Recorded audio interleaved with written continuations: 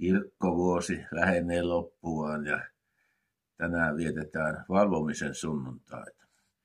Evankeliumitekstissä Matteuksen 25. luku Jeesus puhui vertauksen, sillä taivasten valtakunta oleva tällainen. Oli 10 morsiusneitoa, jotka otti lampunsa ja lähti sulhasta vastaan.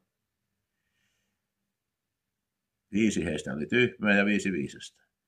Tyhmät otti lampunsa, mutta eivät varanneet mukaan öljyä.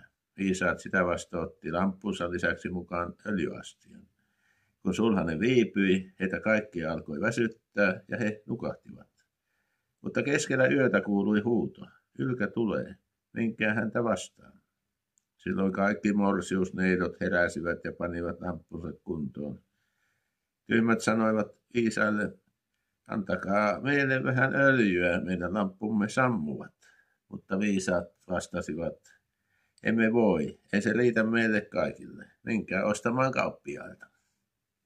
Mutta kun he olivat ostamassa öljyä, sulhanen tuli. Ne, jotka oli valmiit, meni hänen kanssaan häätaloon ja ovi sulettiin. Ja jonkun ajan kuluttua toiset saapui sinne ja huusivat, Herra, Herra, avaa meille. Mutta hän vastasi, totisesti, minä en tunne teitä. Valvokaa siis, sillä ette tiedä päivää ettekä hetkeä. Eräänä iltana elässä kodissa. Äiti laittoi pikkupoikaa nukkumaan.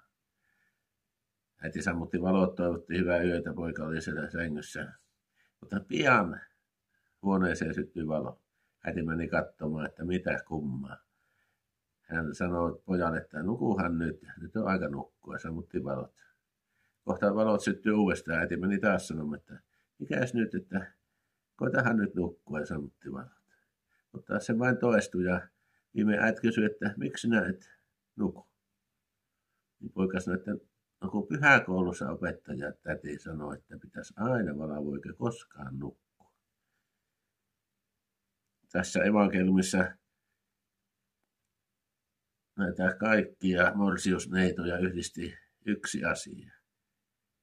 Kun sulhanen viipyi, heitä kaikki alkoi väsyttää ja he nukkuivat. Tämä nukkuminen, väsymys ja nukkuminen. Eikö se ole normaalia, että alkaa väsyttää ja sitten nukahtaa? Jos joudut pitkään odottamaan, saatat nukahtua. Television ääressä tai kirkon penkissä saattaa tulla väsymys ja nukahus. Etenkin jos on nukkunut huonosti joitakin öitä, niin kyllä se jossain vaiheessa rupeaa nukuttamaan. Monesti